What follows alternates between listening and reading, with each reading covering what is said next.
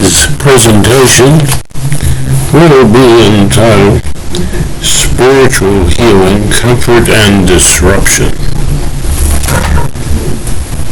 I've been talking about the impact of creative, compassionate, and objective empathy and trust. That's the dramatic experience of your life. Communicating with these perspectives.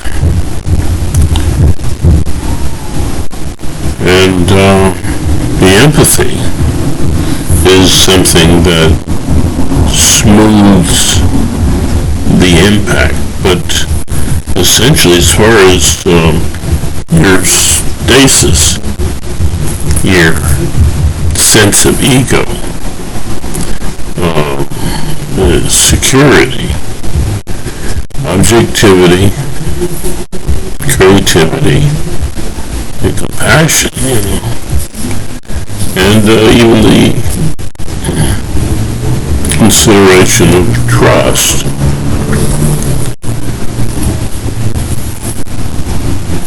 Are disruptive. In other words, when something's put together badly, you have to disrupt it and then put it back together. Is this something that people just want to do? Probably not. It's like exercise. You like to have done it, but you don't like to do it. You like the results.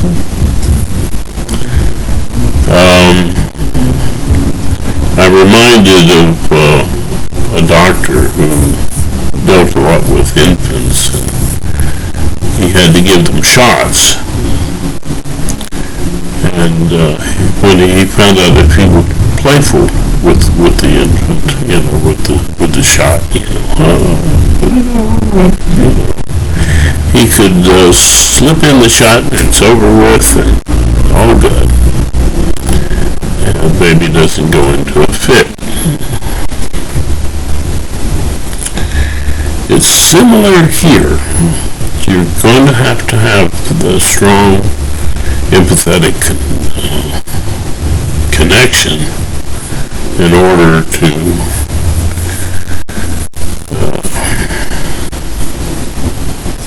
handle the disruption of objectivity, creativity, and compassion, and the need for trust, the drama, dealing with the drama in your life, expressing your needs and your feelings and so on. That's trust. The other things are, and that's how you get your needs met. The other, part of it, the completion of that workflow is the empathies.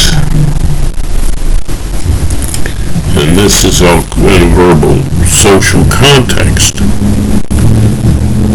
The same thing goes with focus, play, and expression. All of these things connected with need and meeting needs. Those abilities to be to play with your feelings, to express your feelings, and to focus on your feelings. That's helpful in not letting your feelings overwhelm you. Just like the empathies, the forms of empathy do. But you have to have enough disruption in order to make a big change. It's going to have to be a lot of disruption. So that means you're going to have to take a long time which is, a little saber, or, it's where you're going to push the boundaries. So there's this area in which the spiritual path has to remain inside. It can't so completely discomfort you that you never do it again, or you can't handle it. And this all has to do also with the brain and the special conditions and the kinds of damaged faith that you have in love. All of these things weigh into your spiritual journey.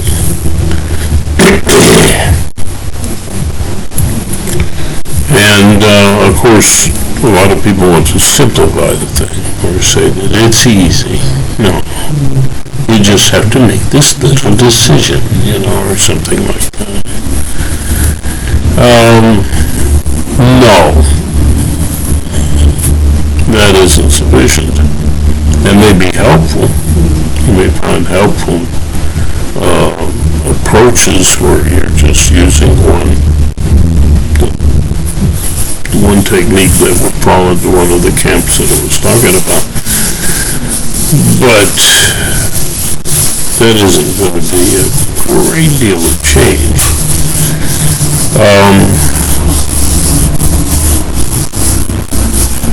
Doing all of the techniques at the same time in an hour and then extending that hour as needed is the most powerful approach. But remember, you've got to stay in this comfort zone that you have. You don't want to go outside of that too much. And by that I mean, watch your dreams.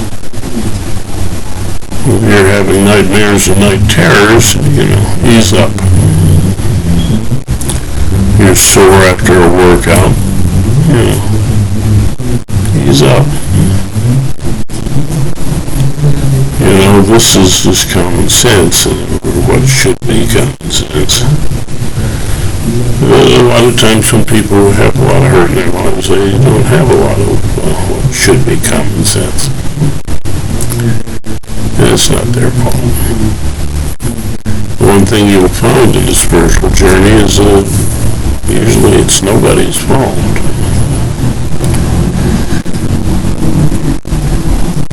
And with the most fallen, they're just an opportunity to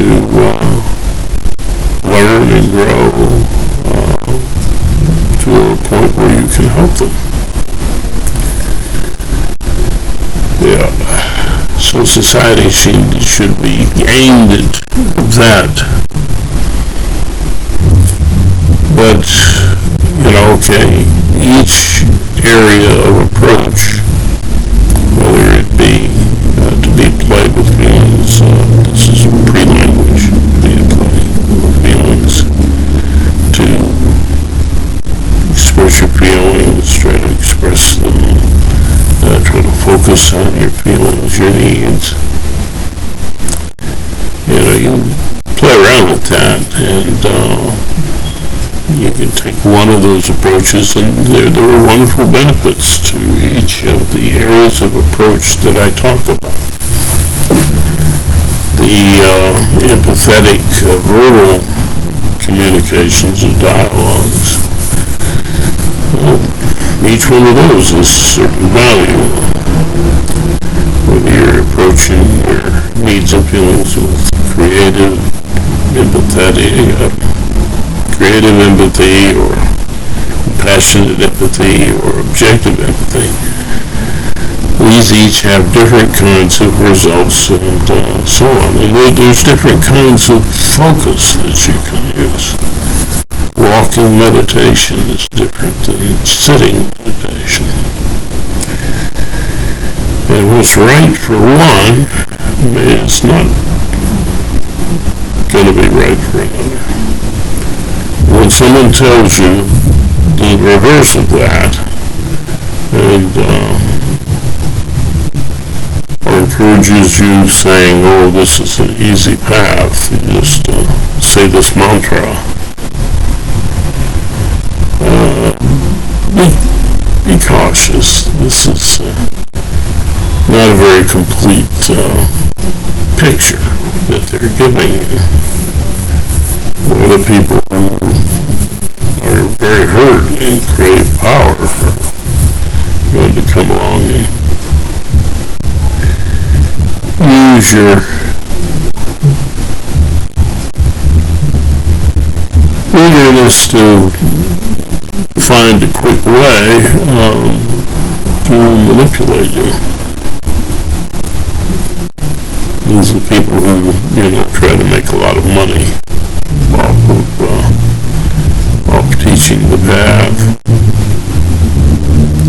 Do they know the path? A lot of people will assume that they can guide people on the mystic path because they've had a near-death experience or something of that sort, or they've, taken some kind of psychedelic thing.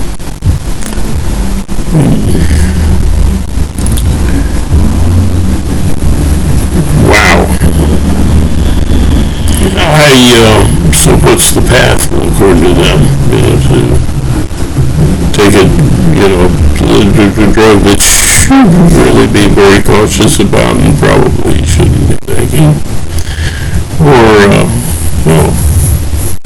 get yourself to nearly dead. What do they have to teach you? They come back and say, well, it's all out there, and, you're kind of by yourself. It's just, you see everything through everybody else's eyes, there's a oneness. Well, in that experience, you were in your own imagination of life, and, there's a point where you understand that how you imagine reality to be, you are all tied together, aren't you? Within your own mind.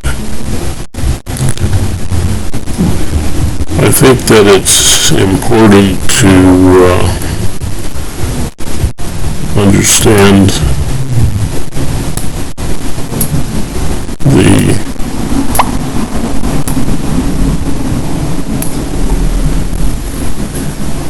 intensity and to know that you need some of that impact of these of the disruption in the path that you're going to take if you're going to try and grow spiritually. That it means to grow in the empathies and skills that connect you to your needs and help you to meet the needs of yourself and others. And each person has different skills and abilities to use in these efforts. And so don't be quick to judge. And since we're all quite different, in some ways, although there's a lot of overlap.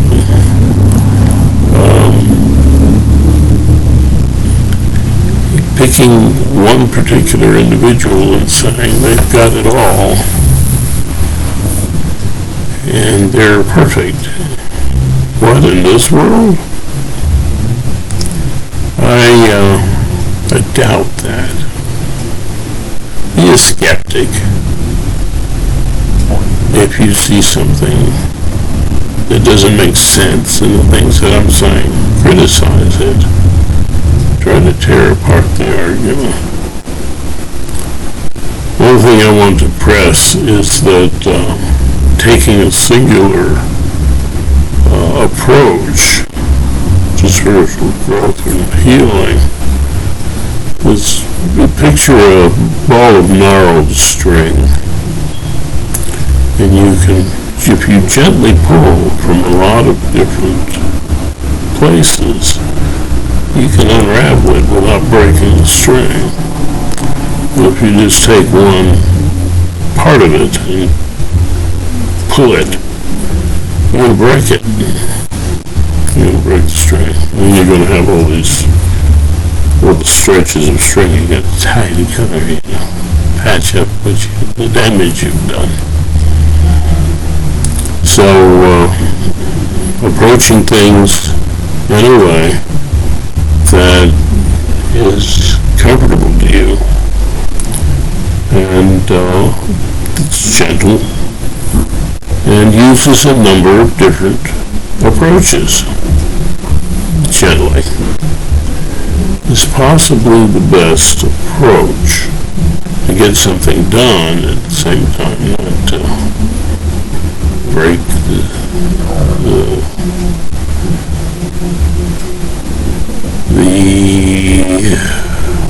functioning system that you are. So don't follow the gurus. Nobody knows it all. If they did, there'd be plenty of evidence. And we just aren't seeing that. In the brightest minds we have, we don't see that. So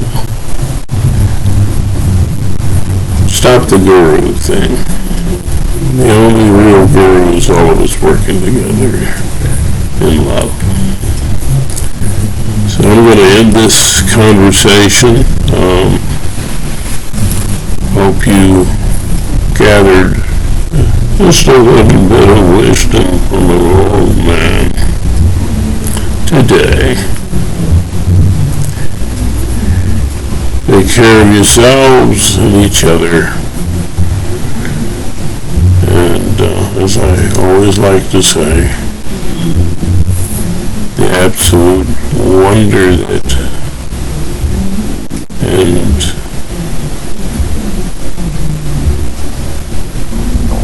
beauty and love that you are. I would like to greet and honor that from the same place in myself. The word used in India is namaste. Namaste.